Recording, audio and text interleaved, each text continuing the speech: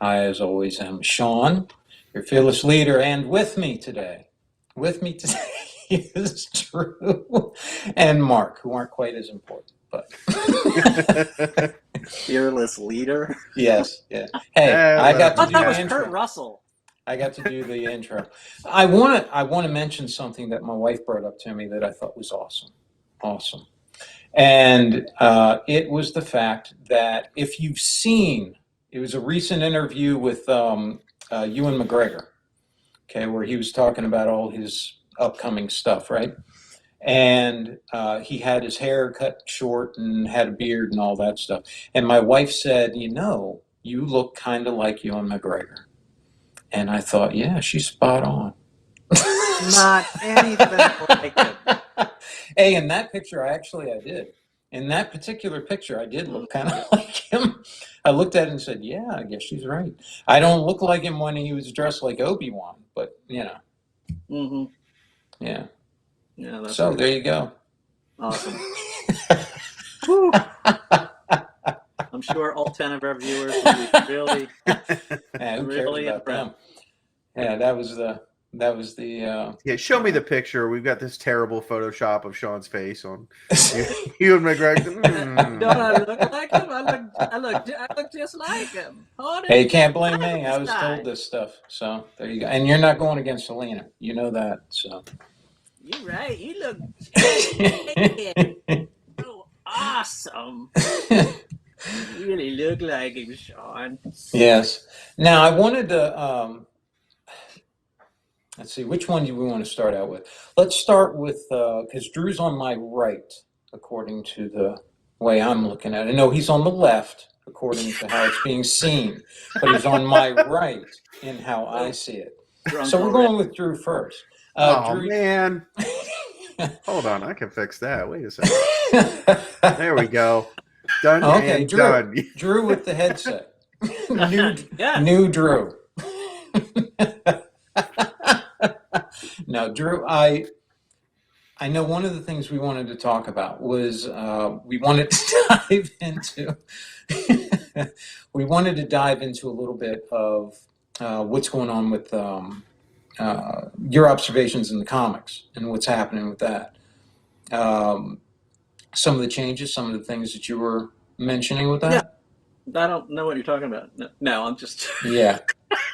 One of the Yeah. things. One of the things I was kind of talking about before was I know there was a big thing with everyone was kind of worried about the Punisher, the new limited series. It's like 8 issues, and it's done by Jason Aaron and written by Jason Aaron. And everyone was a little nervous about what was going to happen with the Punisher because there was a lot of hubbub with Marvel and all the political mumbo jumbo about the Punisher logo being used by police and military, and we don't want them to emulate, the Punisher's ideal of justice, and which I don't truthfully think anybody's doing that. They just think it's a really cool logo, and it is, and they want it on like the grip of their weapon or their holster or T-shirt. whatever. T-shirt. I know if I was back of their Jeep. I mean, Yeah. I know if I was like in It's the usually where you see military, it.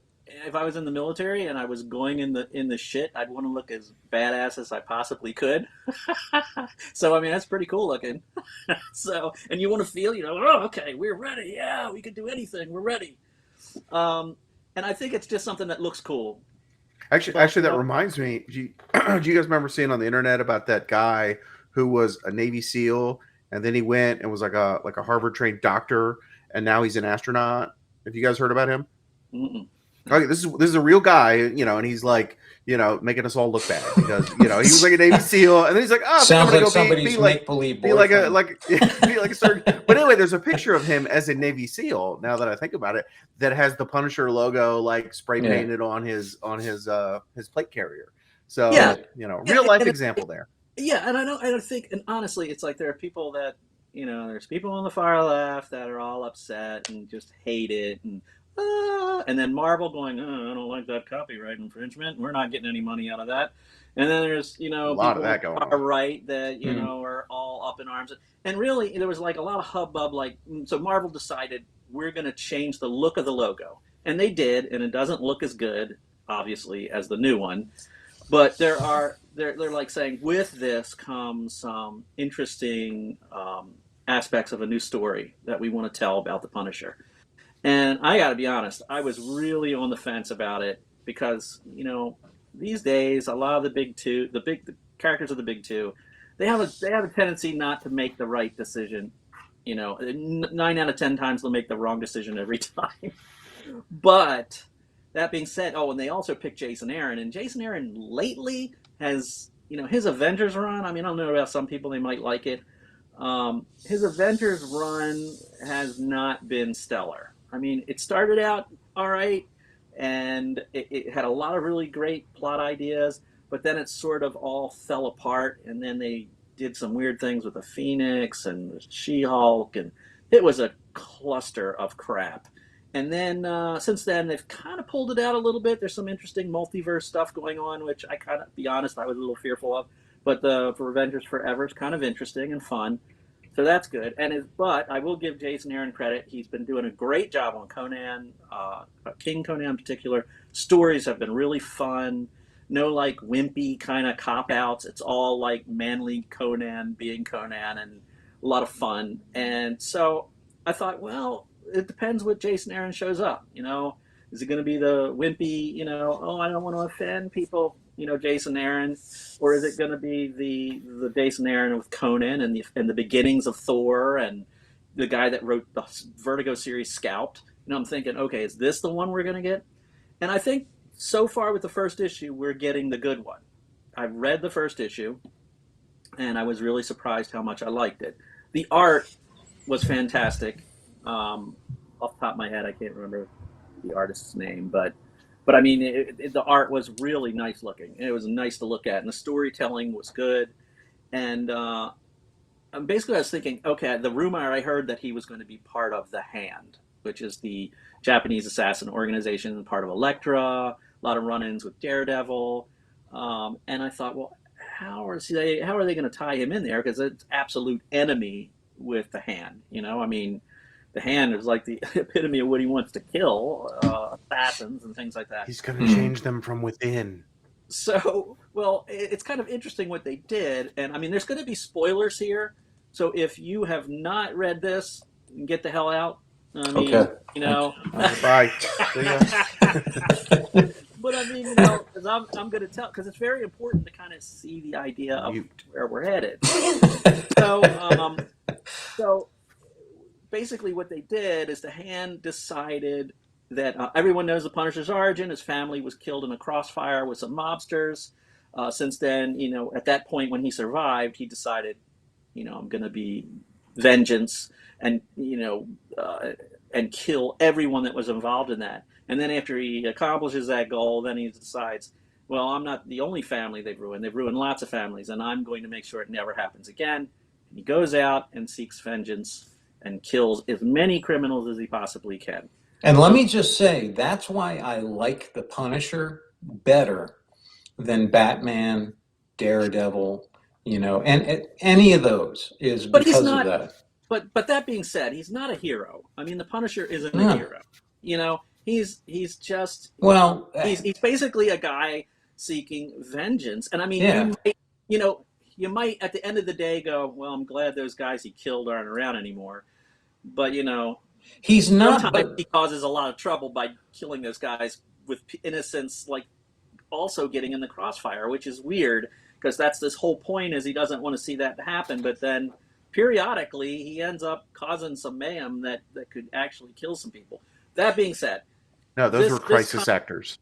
This comic basically, the Hand decides that they're going to test him, and they kind of sneak into one of his blood quarters, and the old blood quarters. They kind of like they attack him like ha ha, and he's killing Hand guys, and they're like stabbing him, and it is an immensely amazing fight. It is not like the usual Marvel crap where you get like one page of like the battle and then that's it, or you see a big double page spread of him fighting lots of guys and then the next page it's over. So I always hate those team battles because that's usually what happens.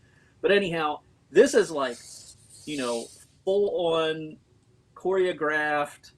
You see where he goes, what he does, who gets it, and it's a lot of stabby, shooty, blowing up crap. That's pretty amazing. And you just gotta hope to God there are no neighbors below or above him at all in this area. It's pretty brutal. So basically, he kills all these dudes. There's this creepy old lady there, and she's kind of like, looking like, part of the hand, and she's like, you passed your test kind of thing. And he's like, we want to offer you to work with us in a nutshell. That's what she says. And he's like, what could you possibly offer me? And then you see this like silhouetted figure. And the next thing you know, he's like working with them and he's murderizing a bunch of dudes. And they bring in an organization that I have a feeling it's probably the god Ares. I don't know if that's 100% sure. He's fighting some god of war organization. They're basically selling weapons to different people, and he's killing, all these dudes, and they are afraid of their master, and they haven't said who the master is, but they're all wearing like, sort of Trojan helmets, like they look like they're from the 300 or the Spartan sort of, and I'm kind of thinking like maybe it's Ares because some of them have plumes, kind of Romanesque, or and I'm thinking maybe it's Ares. That would be kind of somebody to be afraid of. I think if you got a boss that was dealing weapons, and he is a weapons dude and god of war. That being said, he kills those dudes. He goes off, comes back to the new blood quarters under the hand, and there's the old creepy lady, and she's kind of like, we have gathered the latest rapists, arsonists, murderers for you. Would you like us to kill them? And he's just kind of like, while you go relax in your pavilion, and he's kind of like, no, I'll take care of this. And he goes in there with a sword, and I mean, it is a diverse crowd of dudes. It's not like all a bunch of white guys for once, where it's like only the white guys are bad guys in the world. But it's like a diverse, like women and dudes like there, and he just and she basically kind of, there's like a voiceover kind of like, every time he kills them himself. He truly is like, the god of murder. That's basically why they have him. Mm-hmm. Murder machine. So you see him go back to his pavilion. He starts taking his outfit off with the new symbol that sort of has the hand kind of, it looks very Mandalorian really. But you can obviously tell there's Asian aspects of it. But so that's where the new symbol came from, is the amalgamation of it. Correct. And Okay. He takes off his outfit, and there in the bed is his wife, his long dead wife. And you're like, what? And it's because they're known to be able to resurrect people, because they've done it in the past with Elektra. Other people where they've sacrificed their own guys, that you see them turn to dust by their soul energy goes, or ki goes into the body and resurrects them. And there she is, pretty as a picture, laying in bed like, hey, come back to bed, Frank. But I thought that was kind of cool, but then there was a part of me that was like thinking like, okay, then why do you want to murderize people? Yeah, it kind of takes away his motivation, if doesn't she's it? there, why do you want to murder? So that brought up that question. But then I thought, well, I mean, maybe they offered to bring his kids back, or but why ruin it? Why ruin a good thing? He's got his wife. I mean, bring the kids back. It's gonna ruin everything. No, truthfully, maybe they offered that, or maybe they said, look, you stay loyal to us. She stays here, and you can stay here with her. You're safe. You have the safety of our compound. And it is pretty safe. I think, the only, like one of the only people that really penetrated the hand in a way that was just sort of disturbing was Wolverine. I mean, he just, when he was under Hydra control, I mean, he like totally killed like everybody in there. But anyhow, yeah, so I thought that was really an interesting, it will make an interesting 8-issue series. I think. How far into it are they now? Just first issue. First issue just came out, or? Yeah, first issue came out, and it's got his, what's really interesting is, he's on the front cover, just his torso, and you see the Punisher logo, like the classic logo. So I think that's kind of interesting too. So I mean, I don't know. Marvel could have been using the hype machine maybe just to get this story out there. I don't, they could have just been saying, okay, well, let's just use the hype machine about all the stuff from this logo, and we'll just have that be a major focus, so everybody will want to take a look at it and see what happens. Yeah, And it could be. yeah, It's but all in all, I definitely, 4 out of 4. I definitely give it a 4 out of 4. It was doesn't fun. that see as you're talking about it, it sounds good. Sounds like a good Punisher story.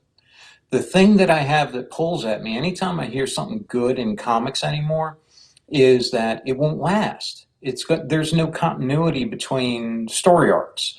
It'll be a good story arc with one person, and then suddenly it'll be a soft reboot into them being something different, and that kind of thing. I don't think So I don't think so. I mean, I haven't really seen that a whole lot. I mean, it's like they they've rebooted usually the universe a number of times. that's DC. DC is Well, No, let's no, get a little more Marvel's done specific. that. Do we think at the end of this 8-issue run, Punisher's going to have his wife by his side, and then go back to the non-limited Punisher series with her being alive and with him? You know what I they mean? could Like do. that's a thing that I'm like, no, I she's going to get actually, murdered by someone again, yeah, and but he'll maybe redouble not his now. efforts. Maybe not now. Yeah, yeah. I'm thinking that maybe later on somebody will do that. Mm.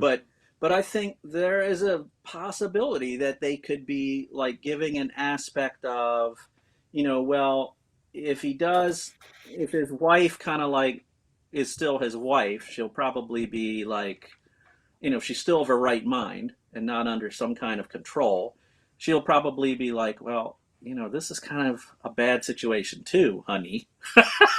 Yeah, yeah. And then he'll be like, oh, you're right, murder. And then maybe the two of them murderize together in a blood quarter somewhere else until something dreadful happens and all. But I mean, it's still an interesting aspect because it's got you thinking and talking about it and really adding another angle to the Punisher that's sort of fun, that makes it worth. Hey, 8 issues, it could be terrible by the end of by the eighth issue. I could be telling you guys like, oh my god, Aaron took us on a fool's errand and it was just terrible, But it could be really good. Another book that I saw that was really a lot of fun by Mark Millar was um, King of Spies. 4 issues, freaking awesome.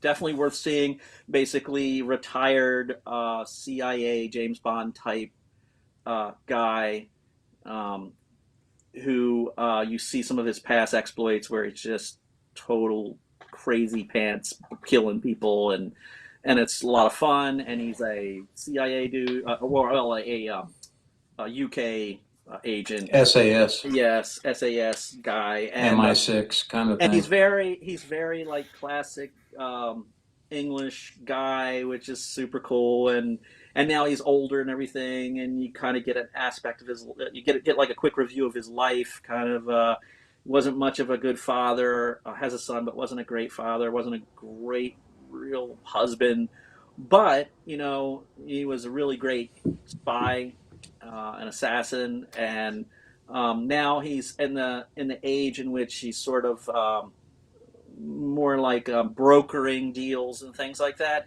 And then he kind of discovers that he's dying, and he doesn't have long to live. Colon cancer. Uh, like cancer, but Well, So there you go. he ends up deciding, what, me and my buddies, we really made a wreck of this world by turning the other, way when people we allowed in charge to do things that were horrible. And he's like, before I go, I'm gonna fix things. And he starts at basically the bar he always attends and works his way out essentially to much bigger things. And it's a big scale kind of, and we're not talking small scale stuff. We're not talking small time criminals like the Punisher. We're talking he's going after like a president, he's going after a prince, he's going after all these guys that have done things and gotten away with it just because of who they are. and it's a lot of fun. And I've only read 2 issues of 2 of the 4. They're all out. I've only read 2 of the 4 because I was waiting for the third one. My store didn't have it. So, so And it's which actually a lot of fun. which one? I know in the past, and this may still be the case for you. I know in the past, your favorite character has always been the Thing. Hmm. Is that still the case? And what is currently, do you think, your favorite storyline? Not just for Fantastic Four, but I mean in comics in general. Not just Marvel. I'm talking about like Image or DC or any of that stuff. Which one do you like the best, and which one's actually your favorite character now? The Thing that is and always will be my favorite character. Just because He is, or are you just do he you have is. him? Do you have him in that special nostalgia place where this will always Yes, be my, more these days than not. I mean, he hasn't his character. It's not like his character has really changed radically these days. But I mean, he's even got a little mini series right now that's running. It's okay. It's not fantastic. I And he's don't get okay. it. And it's okay, and he's okay in the Fantastic Four. He's married now to Alicia. Oh, he is. Yeah, he's finally married, and he It's only has been what, 60 or 70 years? and he's got 2 stepchildren. No, not stepchildren. Sorry, 2 adopted children. A girl and a boy. A girl that's a Skrull, and a boy that is a Sorry, that's bee. just, yeah. And basically, it's kind of interesting how he got these kids. Actually, they were essentially always fighting each other in this arena, in which people would bet on who would win, and it was just creepy. And they're like kids, and this sort of evil gal has got them like fighting, and people take bets and all that. And the Fantastic Four end up shutting the place down, and the kids are so used to being at odds at each other because of the Kree Skrull War that they're kind of surprised to find out that the war between the Kree and the Skrulls is over, and that they're actually one empire now, and and which is sort of being ruled by this Scarlet Witch's kind of cast off spell that went to another family. Her child that went to another family, Hawkling. He's a shape changing dude. Well, no, I'm sorry. That's her son is married to him. They're like a gay couple. He used to be, but both of them were part of the Young Avengers. But yeah, Hawkling has nothing to do with her. It's his husband that is connected to Scarlet Witch. Sorry, but You should. he is Marvel's. Marvel is his father. The Hawkling. Hawkling's father was Marvel. So anyhow, that's what put him in line to be as far as like the prince or ruler of this new combined empire, the Skrull and the Kree. So anyhow, these kids, back to the Thing, the kids are now they didn't know what to do with them, and they were kind of always fighting still, and they were sort of had murder in their eyes all the time, and the Thing was like, okay, we gotta take you kids and figure out what we're gonna do with you. You stop the fighting, and See, that's why he was Drew's favorite, is because Drew gets to do the voice. The old 50s New York voice. So anyhow, now they live on Yancey Street, of course, and Brownstone, with these 2 kids and Alicia, and he still is part of the Fantastic Four. But his character hasn't really gotten the spotlight it used to get in the 80s. I mean, in the 80s, the Thing was just, I guess because he's, people think he's too much of a cliche, and, and I mean, of course he is a little bit. He's a stereotype kind of, tough and tumble guy with the, heart of gold kind of thing. But I mean, I always liked him because essentially he never gave up. I mean, it doesn't matter what the odds were. I love your love for his nostalgia. I do. For some reason that brings me joy. Just the fact that you enjoy his old. I just love that character because, like I said, no matter how much he's behind the eight ball, he always finds a way to try to come out on top, and or hold out long enough for everybody else to catch up. And the other thing I always like is his loyalty to friends and his loyalty to life and persevering over anything. And I think he's like really a phenomenal role model in this world, where he's not for sale. His loyalty's not for sale, and that's kind of like the many reasons why I like him. And also there's a part of me that knows that character is also Jack Kirby, and it's like kind of nice to know that Jack Kirby is still alive and in the Marvel universe that he helped create, mostly created. And I think that's also, who was the one above all? That was Steve Ditko, right? What do you mean? The one above all was made as a reference or a nod to God. Yeah, no. But I mean, it was meant to be Steve Ditko, wasn't it?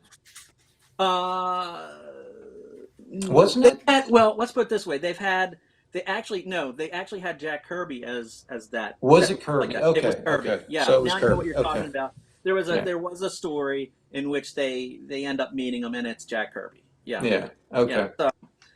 So anyhow, yes, I still say he is my favorite character, even though he's not getting the spotlight that he did before. I think when I was a kid, probably the only other character that I really dug, like this is the '80s version, is John Byrne and Chris Claremont's Wolverine, who was a total psychopath, but I enjoyed him because he was just that. He didn't follow any rules. He did whatever the hell he wanted. Well, that's what made him popular. That was the era that made him popular. The problem is he got so popular that people started to like write for the audience, rather than just write how he should have been. And well, that was the thing. That was the thing.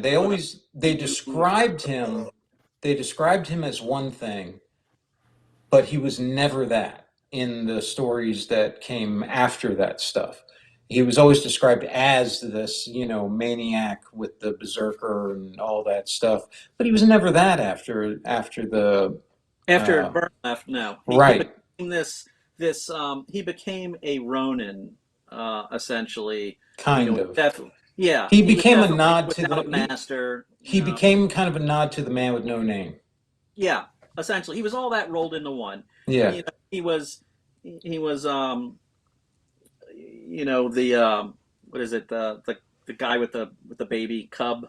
Lone Wolf. Lone Wolf and Cub. Yeah. He was because he was always taking these kids under his wing and becoming a sidekick. Yeah, he became the hero with the gold, the heart of gold you were talking about, and all that. I don't think that's him. That was not Wolverine. I hate to tell you. That's not what was cool about him. But that was not what made him interesting. Right. But anyhow, so the Wolverine these days is sort of like, he's okay. I mean, but when I was a kid, in the 1980s, I was like, oh yeah, shit, Wolverine's where it's at. He's cool.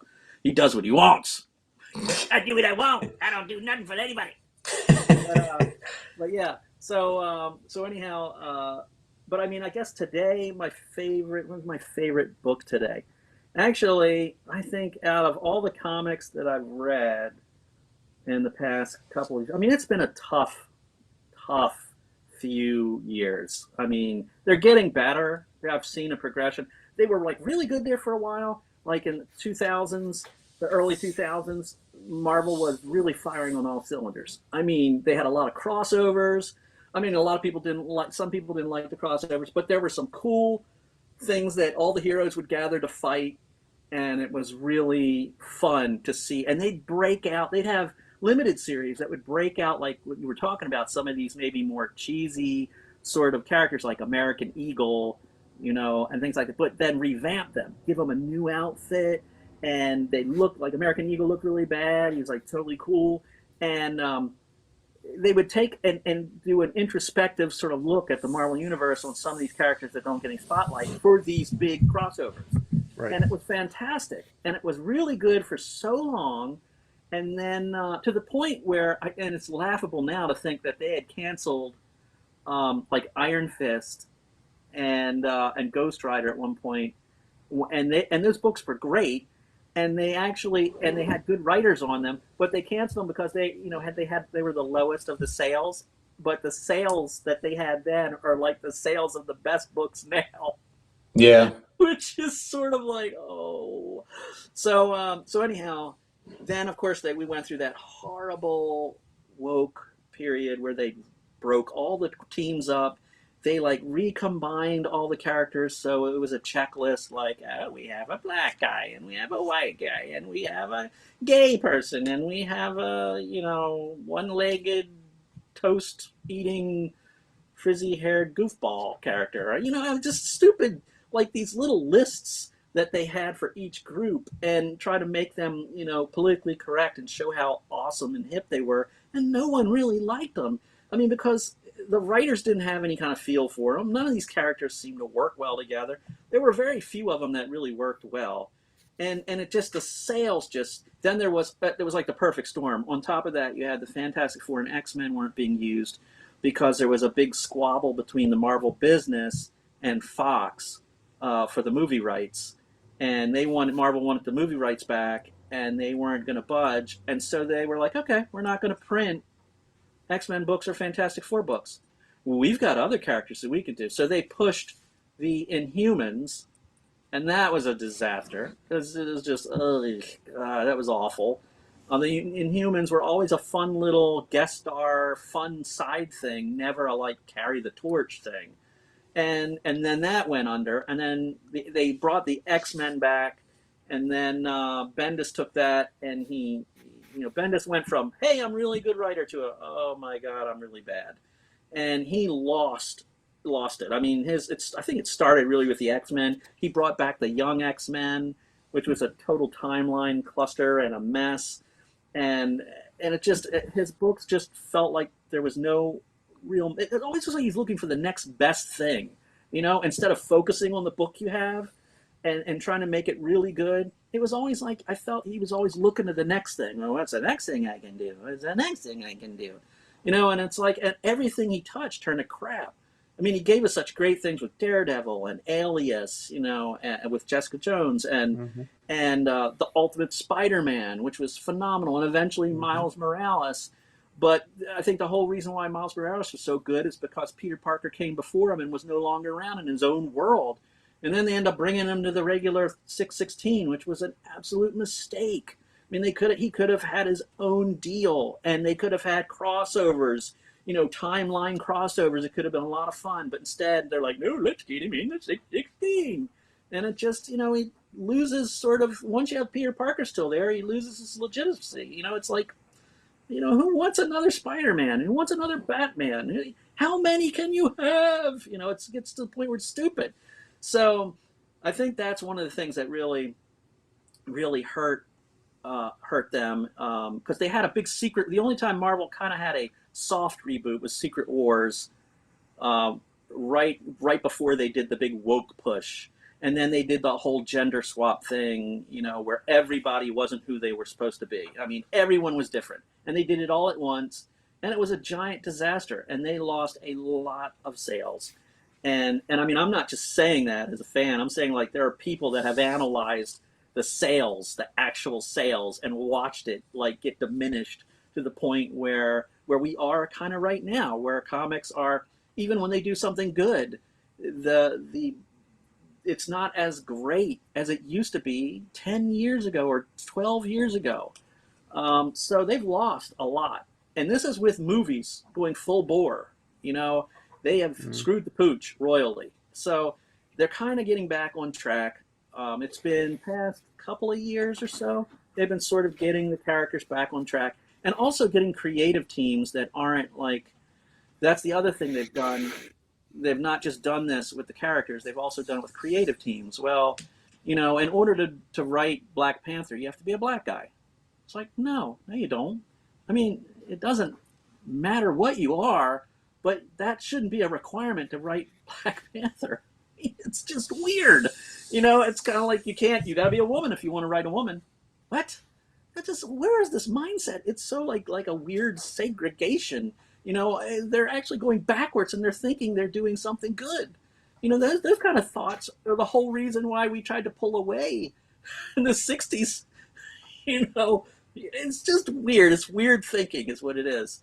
So anyhow, currently we're still in that situation a little bit, but I think they've seen the value of good writing teams and artist teams, and they're also seeing, some of the older artists, I think these kid editors that they have in that are going like, oh yeah, we don't want guys like Walt Simonson or, John Romita Jr. or, they're like, they're okay for a classic old school, but we're new now.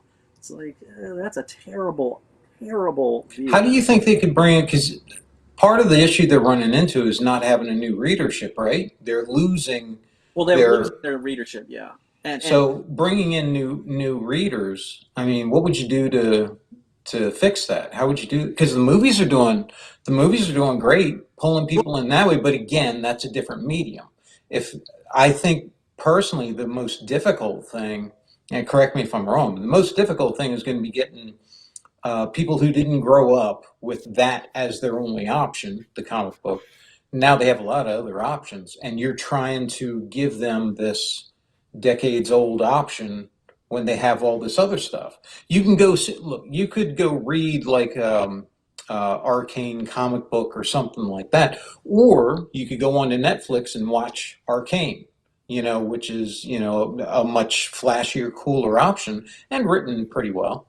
So I'm wondering to myself, well, how would you bring in readership for comic books? It is the basis for all the stuff they do like.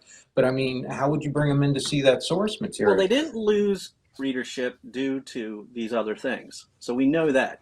Yeah. That's not the reason why they lost readership. Right. The reason they lost readership is they decided that the fans they had were not the fans they wanted. Yeah. They wanted a more diverse, younger audience. And instead of kind of working an angle to bring in that kind of audience with the old, they just wanted to expel the old and have this change take place immediately. Do you think part of the mistake they made then was not coming up with enough newer characters to satisfy that itch rather than simply just changing many of the ones they had? They have a ton of new characters, but the problem is what they do in the old days, they used to have the younger characters kind of respect the older characters. They're introduced. They work together. There might be a misunderstanding, of course, between the new characters, which is pretty hilarious. But anyway, they work together, and then the young character kind of learns from the old character. They become friends, and you start to see more of the young character with the older character. And it sounds like the synopsis the producer gives at the beginning of Three Amigos. Do you remember that? Yes. So first you meet him, you don't like him, right? You fight, but then you like him because it's the biggest trope ever. It's the biggest storytelling trope ever. But anyhow, the problem is what they did is they booted out all the other characters. They brought these other characters in, and then they told the reader, "These guys are really good. They're the best." Like this little girl with the dinosaur, Moon Girl, is the smartest girl in the Marvel universe. She's smarter than Reed Richards. That's weird because she hasn't done anything yet to show me she's smarter than Reed Richards. Reed Richards has shown me that he's smarter than her. He's built, a gateway to the negative zone. He's built, interstellar ships. You name it. He's done it. He made all the uniforms that they can do all kinds of stuff with unstable molecules. What has Moon Girl done again? She hangs out. I'll be honest with you. If I take myself out of it and hear what you just said, if I'm a new person coming in, I got to tell you, 2 out of those 3 things don't sound like good ideas. The negative zone, I don't want to go there at all. That and you made terrible. My clothes out of unstable molecules? Doesn't Is that none of that only? sounds good. How's that work? But you know what I mean. They've demonstrated through many comics and great stories reasons to think that Reed Richards is the smartest. Mm-hmm. But you can't just say in first issue with Moon Girl, like, I'm the smartest character in the Marvel Universe. And then everybody, and the writer, the little dialogue, like, she is. That's not going to mean anything to anyone. It's like, no, she isn't. And it starts to make fans like that of the comics go, well, she's a jerk. thinks she's so smart. She's stupid. It makes me right away go, I don't like that character. And there's That's what absolutely you say nothing, at first, but then but there's absolutely nothing not to like about the character. But they sold it the wrong way. I mean, she's a great little character who like can build little tiny experiment things. He has the devil dinosaur that used to be Moon Boys, and they live in freaking Brooklyn, and they run into all kinds of adventures. Great for kids. It's a great intro comic. But instead, they kind of like sort of that was probably one of the most successful books they had. And then, of course, they had Captain Marvel. They totally made her militant and man-hating, and she's the most popular character in Marvel in the 616. And it's kind of like, no, actually, she murdered Tony Stark. They actually had her murder Tony Stark. I mean, and not have any consequences. There are no consequences. And then all the characters, like all the female characters, they have them constantly. All they do is eat food and take selfies, and the art just went way downhill in those books. They're just terrible books. A lot of really bad stuff, and not even talking about the crazy gender swaps and like, okay, why is this Riri Williams supposed to be the new Iron Man, and why is she better than Tony Stark? She stole his technology, and made some modifications. She stole his technology, and she's a hero, and we're supposed to be like in her corner, and she's going to do things. She's instantly doing things better than Tony Stark. It's the dumbest thing ever. And it's like we all know what it's about, really. Well, I don't It's understand. just I off don't agenda. understand what the need for that would be, honestly, because you have some really awesome. You always have had some really awesome female characters. Yeah, Jean yeah, Grey, Scarlet Witch, Storm. You've had so many that have just been really super powerful yeah. and really, really cool characters. Invisible Girl. I mean, she can do some. Invisible Woman. Excuse me, Invisible Woman, yes. She can do some massive damage. I remember we were having that discussion about that. She could She's just brutal. create a bubble in your And bloodstream and give you a embolism. it's like it's Uh, all. right. I don't Yeah, feel do so but not good. get on her bad side. Reed so is. It's a reason why he's rubbery. right, and that's and I mean Head gets big. they got characters from all over the world, and not just from all over the world. They actually had some really cool characters from other planets and things like that too, cosmic beings and all that. Yeah, I never quite understood Yeah, it was needless that. to It say. always seemed like it was fairly. It always seemed like there was a good deal of equality all around in comic books. To be honest with you, with all the stuff that I. right right before this went down, they started doing this stuff, and there's actually a lot of other characters that they've actually done some cool things with, but then they like they push on the sideline that are people of color, black dude. That's what I like to call him. The Blue Marvel is a cool character. He actually is. He has kind of a Superman kind of powers. Um, he, but he also is a science guy like Reed Richards. And what's really interesting is his family is also interesting. He had two sons, also kind of like in the science end of things, and one of them got lost in it wasn't the negative zone. It was this other crazy dimension, The southern place zone. where Reed Richards gets his unstable molecules for the clothing he makes. But anyhow, he's an interesting character that they could have easily done a fun miniseries on. And really, I mean, he was sort of created in the 2000s, and they said that he's actually existed for a long time, but because he was a black dude, people felt uncomfortable having him be that powerful, and he used to have to wear a full face helmet and all that. Okay, that's fine. That's all good. I mean, makes it interesting, gives him some history with the other Marvel characters. And then later on, so he just kind of gets so discouraged, he sort of disappears. And he has this underwater headquarters that he built, blood quarters, as you Yes, will. underwater blood Yeah. quarters. Yes. Uh, and he is basically there, doing his thing. And he comes out of retirement to kind of help out at one point. And one of the writers that I will give credit to for making him really interesting is Al Ewing. And he brought him in on a Avengers team that they had a lot of Avengers books for a while there, and I can't remember exactly. They've had so many of them.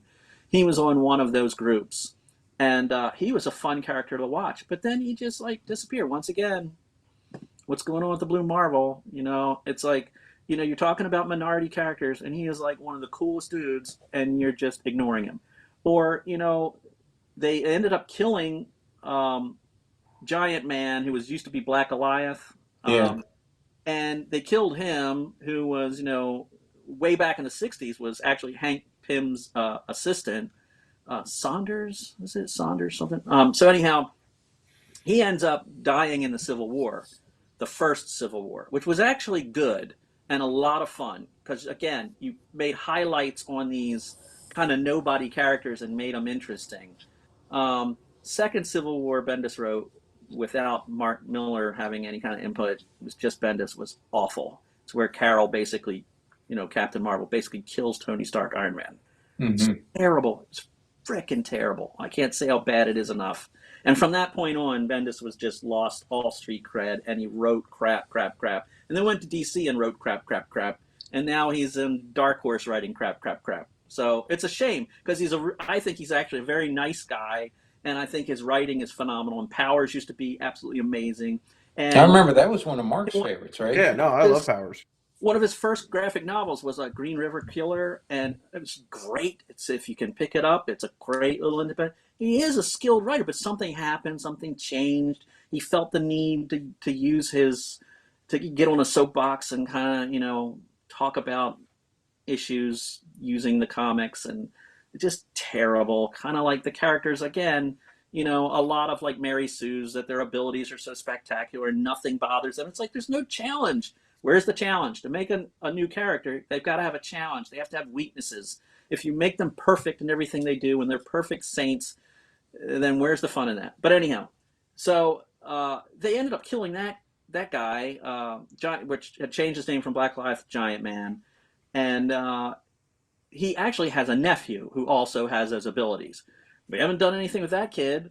I mean, there's a guy they could have done something with. They didn't have to swap out another character or anything. Currently, they have an Indian gay Giant Man now, but we never see that guy either. That's not the one from Harvey Birdman, is it? Oh, no, Indian as in not Native American, like From India. I know. Well, I just wanted to bring him up. Like I get. I don't disagree with anything that you've been saying, Drew. But I think comics, as far as like attracting new readers, has been up against it for a long time because of the cost, right? Because when I was reading comics, used to be able to get them for $2 or something like that, or if it was a big special issue, it might be more. Sean, Drew, what's the cover price on a standard comic? $5 for a standard comic book. Yeah. Right. Not a special edition, not nothing, but $5. Yeah. Right. And how long does it take you to read a comic book? 20 minutes. You maybe stop, look at the art. 15. 20. Maybe you're gonna read it twice. And you're gonna put it in a protective baggie and stick it in your collection or whatever. Now compare what else you can get. Now, how many titles? Right, because the way comics were, real comic readers, they go to their comic book store on a weekly basis, and they have X number of titles that they subscribe to, right? Because I don't know anybody that reads a comic, right? And and so at $5 a pop, pretty soon you're talking real money for comics. But Netflix is $12 a month, right? Yeah, that's what you're up against, right? Or I can go to the Barnes and Nobles and get a novel for $8, $9. Well, that's why manga, big thick paperback novel, and it'll take 15, 20 hours to read that. So for $8, I got 20 hours of entertainment value versus $5, I got 15 minutes of entertainment value. You're up against movies, you're up against video games, you're up against television, and I think comics is one of the worst dollars per entertainment value that you can get. And I love comics, right? I grew up on comics, so I'm a fan of comics. I don't say that because I'm trying to poo-poo comics, but I think the way out is some kind of Netflix version of comics. Digital, see, that's what I was pay a monthly where I can get everything. Yeah. See, that's what I was wondering, Mark, because I agree with you. You look at Netflix, and for the amount of stuff they have, And they lay out some money for that. Somehow they're making their business model work. And comics, for some reason, can't do that. And I do believe that it's the medium itself. There's a lot of creativity to be had, obviously, because we all grew up reading them. There's a lot of creativity to be had in that world. But it's just not connecting the same way for this world as it did back then, because it's not in motion. You have to fill in a lot of the gaps and stuff, and it feels antiquated in many ways for a lot of people, I think. Well, like I could take my 10-year-old into a comic book store and he's going to have a field day. He loves it. But if he wants to start reading 5 issues a month, or you know what I'm saying? Like, who's paying for that? Not the 10-year-old. That's going to be the parents. Yeah. Right. And so when you assign, but if he wants, hey, can we get Netflix for $12 a month or whatever? Or can I buy this one-time video game $60 for the Xbox? That's a different conversation than an ongoing expense month after month after month, which is what comics are right now. Maybe they gotta look at it a little differently as a business model. Then maybe the comics should not be looked at as a moneymaker. Maybe they need to look at it like the test bed, kind of like they did with the What If series when they put that out. Kind of hey, we're going to experiment with this, and we'll be able to do some different stories that we kind of messed with here, but just want to experiment and see how things work out. And if it takes off, it takes off. And it did. And they were able to kind of mesh that into stuff they're going to put in movies. Maybe they should look at the comics the same way. Maybe, but not everything transfers directly. There's been great comics that have made terrible movies. Yeah. Because it's not the same people making the great comic that make the terrible movie. No, I get the that. Great movie. You know what I mean? I get that. What I'm saying is as a business, you look at it and say, okay, here's where our moneymaker is, the movies, right? With the actual cinematic universe, Marvel Cinematic Universe. So we're making this massive amount here. If I have to spend down here to keep it creative, to keep this test bed alive for things we can just pull from, kind of like the minor leagues in baseball. Right. This is our minor leagues, and we'll pull something from there and try it out in the majors. And if it doesn't work, Iron Fist to bring up your low sales one, the old Iron Fist thing from Netflix. There, if it doesn't work out, you just cancel it and pretend nothing happened.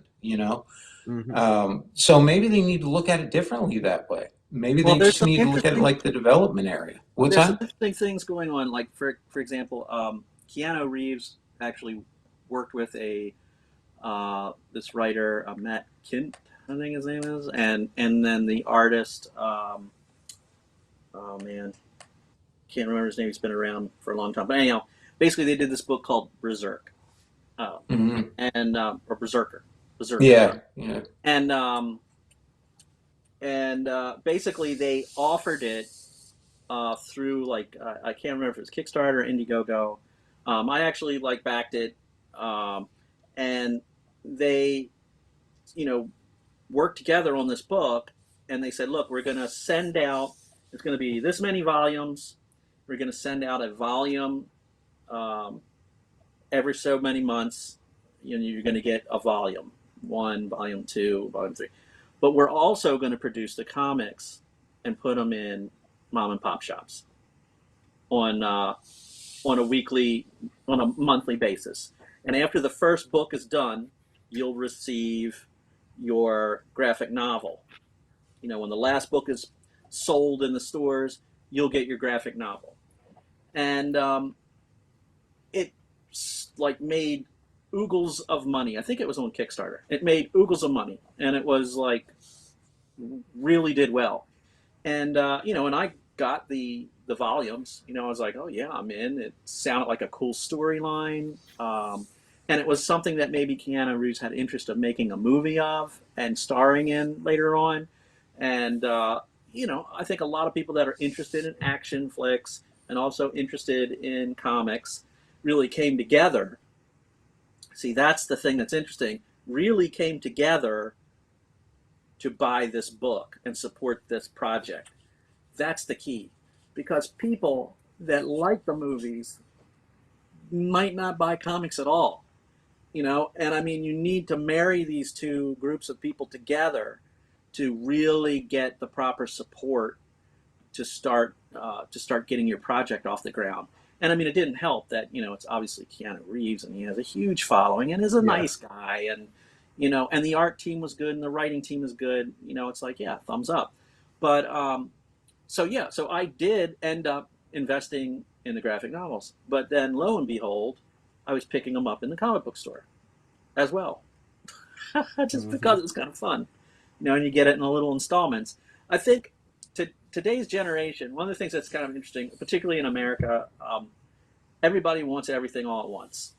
They don't want piecemeal stuff. America is I just do. absolutely the reason why in England they have a thing called Partworks, Oh, and don't you dare bring England up and it as the goes example of anything. and it goes and Partworks basically. This is how Part works. So if you want to, let's say you can build the Tower of London, and every issue you'll get a magazine with some history about the Tower of London, and there will be a piece of the Tower of London in the poly bag with the magazine, and you get it and you read about it. Oh, this is part of the chamber, blah blah blah blah blah blah, and then you put that together. Cool. And the next month you get it, and here's this, blah blah blah. Here's another piece, and you put that together. And by the end of that subscription, you will have the whole Tower of London put together, and you'll have a volume of books that support the history of the Tower of London. That's just an example. It could be anything. They did it with Marvel superheroes. You get a little statue of Captain America, and we're going to produce every month. We're going to give you another superhero statue in scale with Captain America here, and it'll be a book with his history.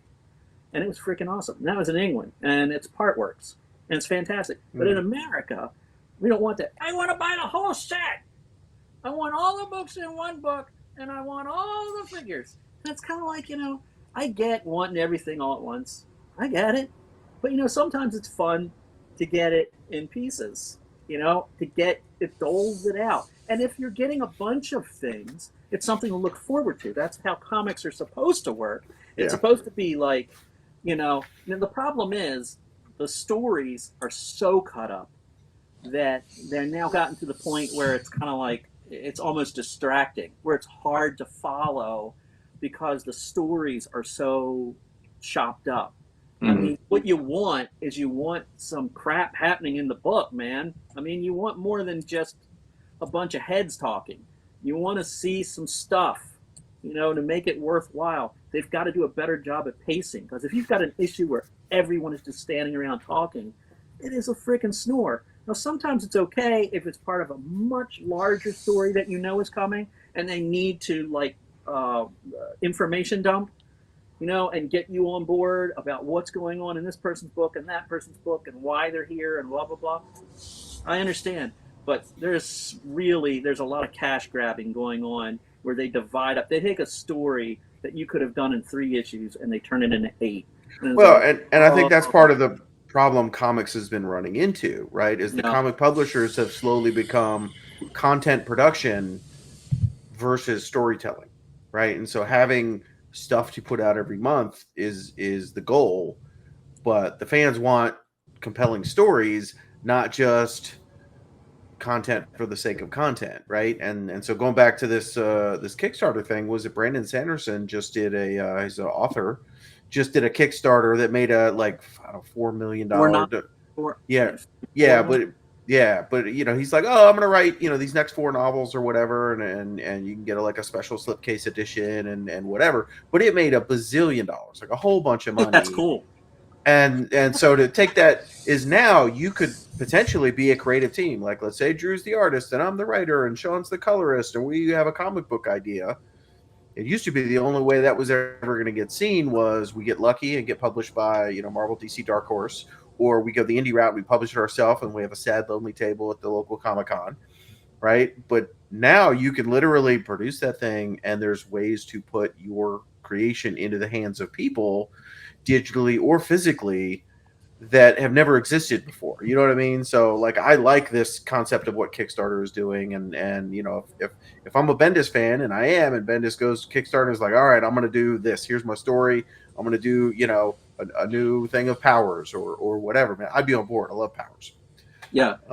You know, again, I don't know if that fixes the issues with bringing in new readership, but there's a lot of eyes on Kickstarter that maybe aren't those same eyeballs at a comic book store. So Right. I agree. The marrying of people that have interests on different things, putting them together so they don't necessarily have to go to a comic book store to get what they want. But also, they have that option available to them if they want to explore that avenue.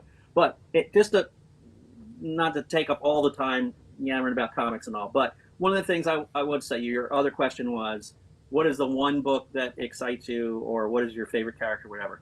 I will say the book that I think has been the absolute coolest and neatest has been surprisingly a total independent book that I've loved called We Live. And it's, I believe it's Aftershock, and it's these Hernandez brothers, I think, or basically their first series, which was out, I guess, I don't know, 2 years ago or a year ago. Basically, they had these kids that were you're following these kids in a apocalyptic sort of world in which, you know, the world is fought, countries fought each other and ruined, and the environment is crappy, and the environment has changed where the creatures are like everything's overgrown. A lot of the creatures in the world can kill you. It was a virus. There are kind of zombies on top of it, like zombie guys that have changed people. There's a lot of illness.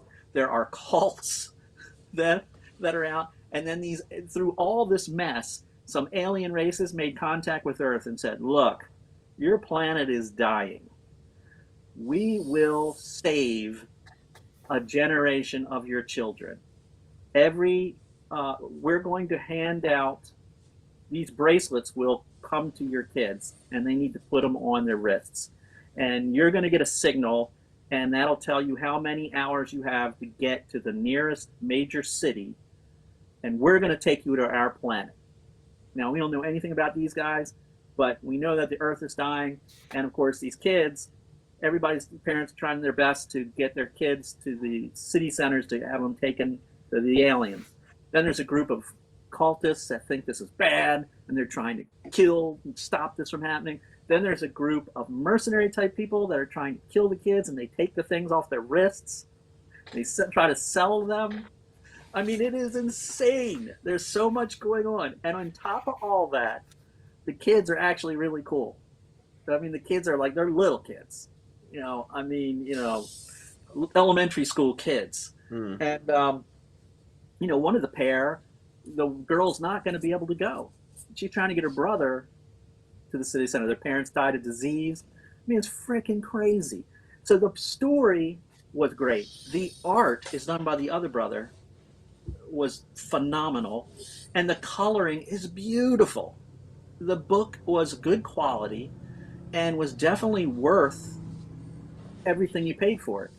And in addition to that, so that wrapped up, and spoilers, at the end of that series, they kind of like fold time and they're adults, and you see them kind of like in kind of suits, like a couple in suits, and they look very anime, sort of these crazy suits and all, and the world is different, but you know, things went wrong with getting these kids off the planet and everything, and you're going to pick up from where that left off now that they're like young adults in these, they become almost superhero-ish, and worshipped as like figures of saving humanity.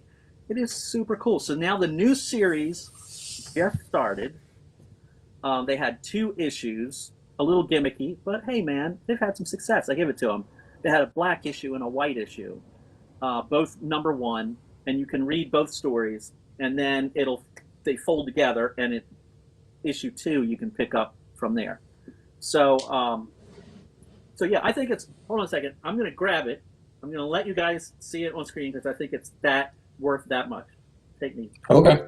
Okay. Quick, talk about him while he's gone. Yeah. Oh my gosh. Can you believe Drew said the thing about the other thing?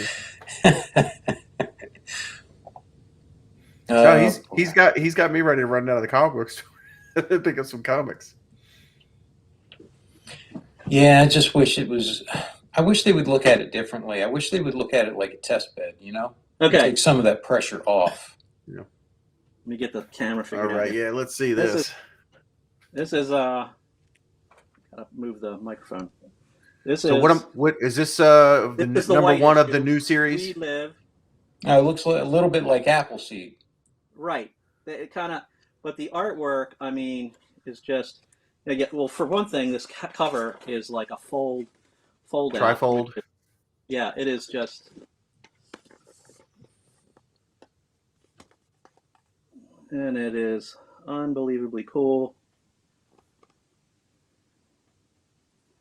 And then it's giving me Riffs vibes. Yeah, it does, doesn't it? Yeah.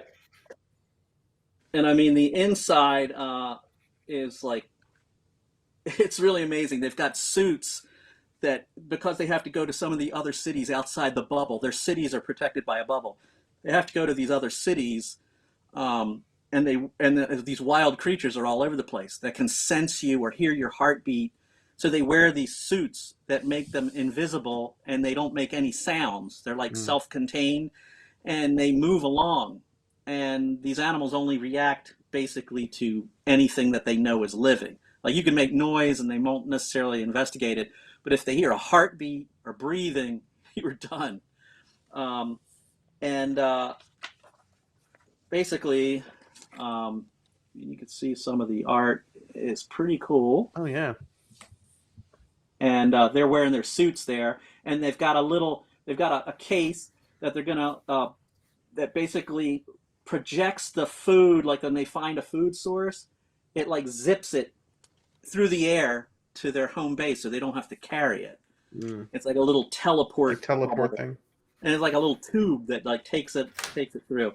And then here's some of the wreckage and everything. You can see them walking through, and one of the guys ends up, of course, breaking he falls through a roof of a bus, and his heartbeat has been heard by one of the creatures, and they have to leave him and get away, because this thing just is all over him. He's done. There's no getting away. So it's pretty horrendous. But I mean, you can see some of the wild beasts and all, trying to they come after the kids and stuff. I mean, it is it's really good, and the color is beautiful. I mean, everything about this is. And then this was the second book. This was the the other issue, the black issue of version. issue number 1.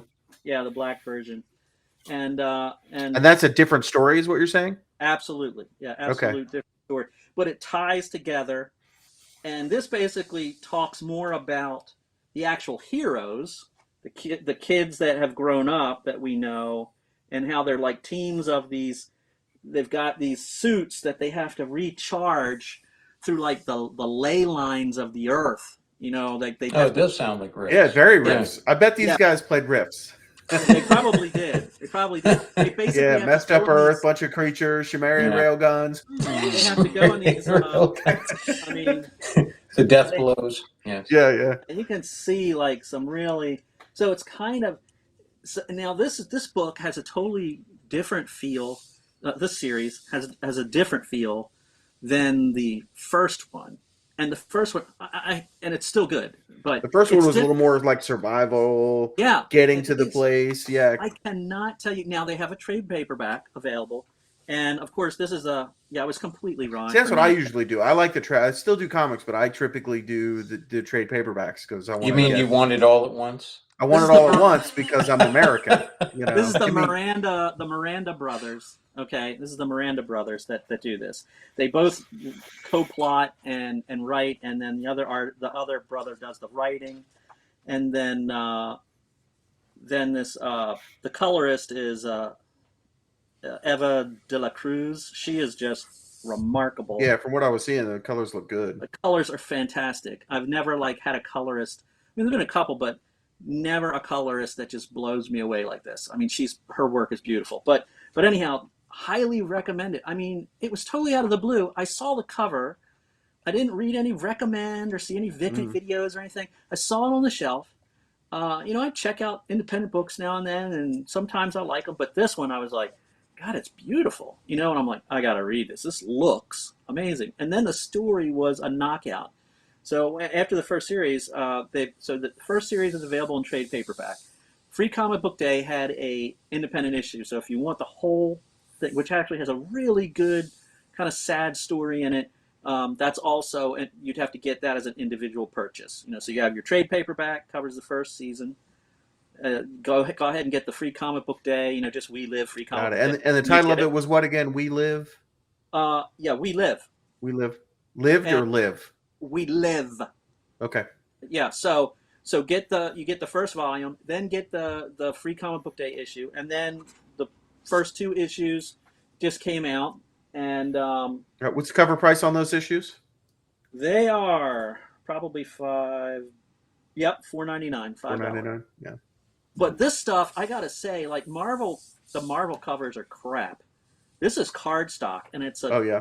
And you're talking like I just showed you. It's a gatefold kind of situation, and the page quality, like my fingers don't stick to the ink like the Marvel comics when you're reading it. Your fingers back here. You look and you got fingerprints because the ink is so cheap. Right. Yeah. But yeah, and this was the other book I was talking about before, Mark Millar's King of Spies. There you go. And I like that cover. That's really cool. Yeah, it is really a high recommend. And the art also is, there is some anime feel to it, but not in the bad way. It's all in the action kind of, like the Cowboy Bebop kind of thing. Yeah, it's like there's definitely a lot of motion. Everything you feel the motion in everything that you see, like the art. Yeah, it is definitely Mark Millar. Some people say Millar. I think it's Miller actually. I always thought it was Millar, but I knew who you meant. I always did too, but I really don't care. I'll call him whichever he likes. Matteo Scalera is the artist. Give the guy his due. I mean, the artwork is so much fun, and this guy, it's just this is pretty cool. I mean, it is definitely. See, and then again, just going back to that is something I've always loved about comics. It's the art. You know what I mean? Yeah. Like so many, and again, I don't particularly like the art style of Powers, right? I've always preferred, Jim Lee and there's more like comic and realistic, or it's all stylized, but Right. I never like that. It's not anatomically correct. It's very cartoonish or whatever. Graphic. Like that almost turned me off to Powers. Like I did not like, and I'm not a huge fan of that style. But I still like it. You know what I mean? Like the comic sold me on it. And so if I was looking at it on the shelf, like, oh, no, I want to get this one, that would not be the style I would go for. You know what I mean? And let's go back to the original Teenage Mutant Ninja Turtles, right? Black and white, very meat and potatoes kind of style, nowhere near as sophisticated as some of the things that you see now. But I just loved how kind of like messy and visceral that art style was. Yeah, there's another artist who just did a. He's actually been around for a while. He had a lot of. He had a website that he used to post his pages on, and he did Star Wars, like Star Wars stories, just of like a commander on a starship and things like that. And he did a Wonder Woman kind of future story. And he wrote and did the art for that. Like it's a sort of apocalyptic it's a label book where it's not in the normal it's not in the normal timeline. And that was a lot of fun. And he just did a Beta Ray Bill series that his name is Daniel Warren Johnson. And his stuff is phenomenal. I mean, like, I don't know if you can see like his cover there with. Yeah, a little bit, not real Yeah, well, but a good little old Beta bit. Ray Bill. I always think of Russell when I see Yeah, I do Yeah, Beta Ray too. Bill. He was big on Thor back then. he He was is big on Beta this Ray guy. Bill. You gotta Yeah. check him out, Daniel Warren Johnson, and he wrote it and drew it. This Okay. guy is the real deal. It's very like he does. Remember Beta Ray Bill's ship? That was like he had that talking ship that it was like a warship. But anyhow, if he does a cutaway of it, and it shows Beta Ray Bill walking through the ship, and it's a double-page spread cutaway. And I mean, I spent the 15 minutes not reading, but looking at the Just looking picture, at the art. and Yeah. following where he went, and looking at all the art and all. And to me, that's worth the price of admission. I'll pay $5 for that. Yeah. Yeah. I'll pay $5 for this. I'll pay $5 for this, and Yeah. I don't mind doing it. Right, but you have to be able to. You know what I mean? And again, we're older. We have a little bit of disposable income and blah, blah, blah. So, good on us. Yeah. But, the 10, 15, 17-year-olds, maybe they got a part-time job and inflation, blah, blah, blah. You know what I'm saying? Is you're always making that decision. I have this $10. I can buy 2 comics, or I can buy, a number 2 at McDonald's. Well, right. Or I can go to the movies or whatever, I definitely say that when they were cheaper, I was always of the mind of, I'm always going to buy straight through issues. I don't want to break up my series and all that, because those, the comic book collector is ACD kind of. Yeah. And again, I don't think that the comic publishers are sitting on piles of Scrooge McDuck money and they're just raising prices arbitrarily. Like, I understand production costs and printing and physically moving these goods. Like, the cost of all that has gone up, and so I'm sure there's some profit built in there, or they wouldn't be in business.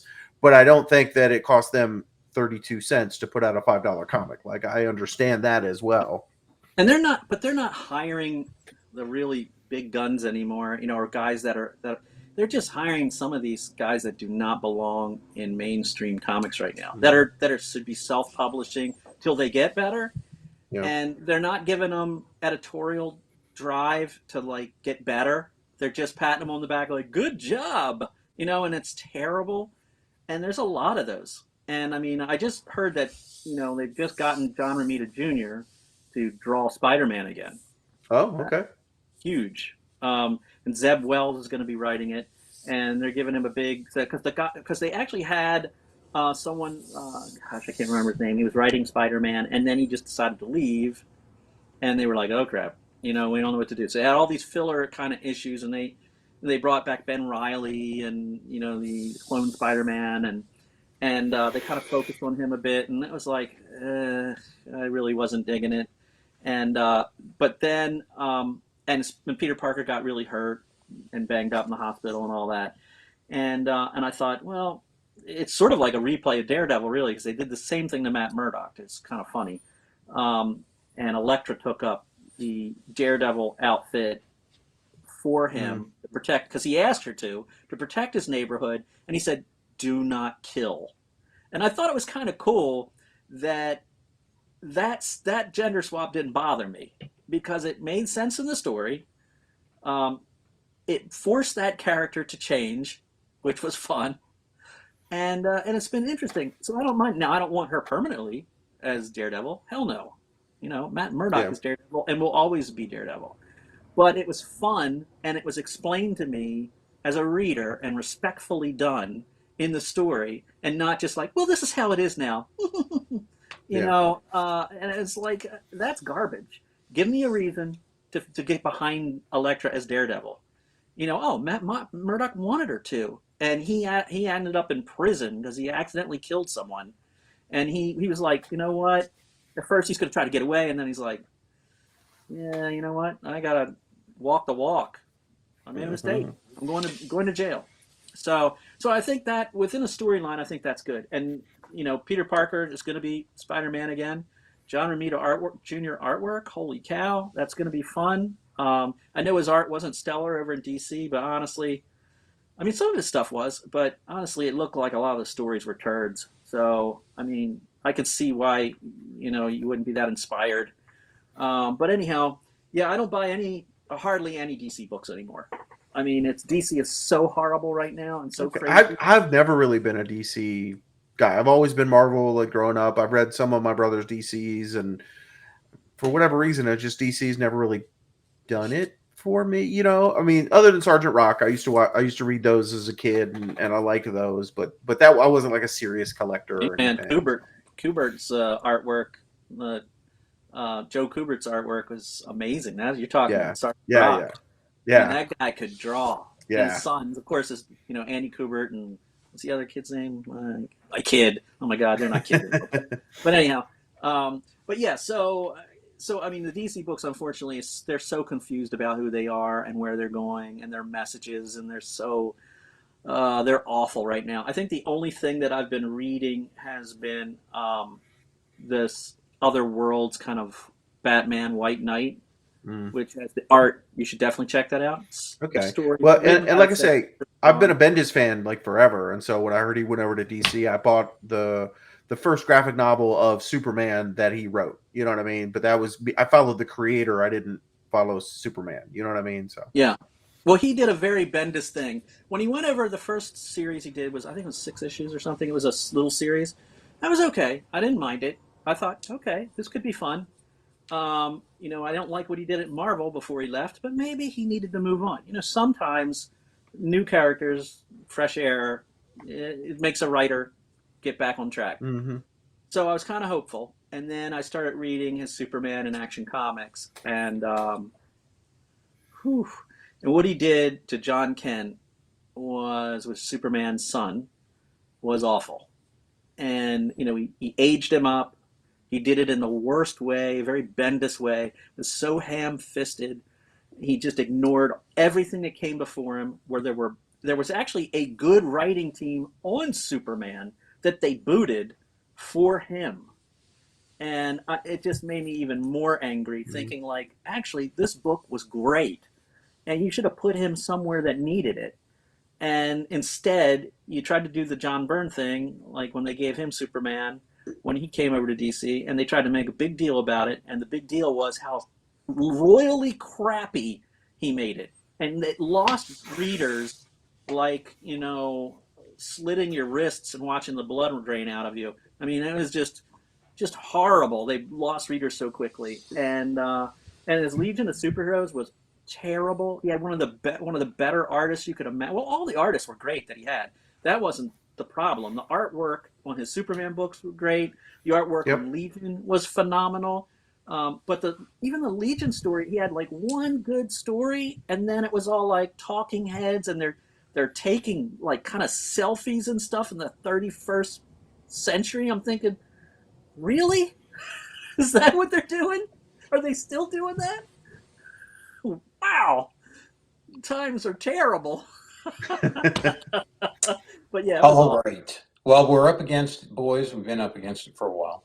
So I think out of the discussion we've had today, let me get this straight because I want to summarize. The most important thing out of the whole thing, the whole discussion today, is that I look like Ewan McGregor. All right. Wow. And that you are our fearless leader. Well, that was just filling air. Yeah. We live. That's the most important message. We live. That's the most important. I'm ready to go hit Amazon and get all of the issues at once because I'm an American. Yes. No, that's okay. And next, the volume is available, so that's okay. The next episode, I think what we need to talk about is, because we brought it up today, and we've been talking about it for a while, is some of those game settings that your riffs maybe people don't know one about. Of those settings and whatnot. Yeah.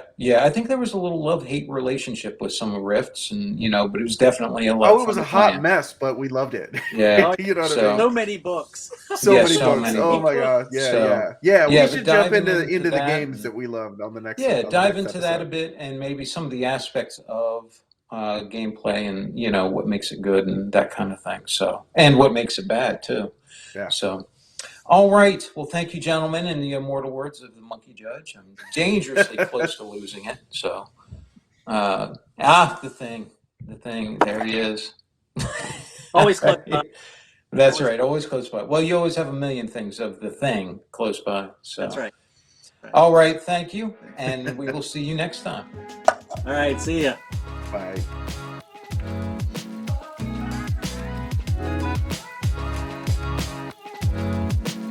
This concludes our Speak Nerd and Enter broadcast.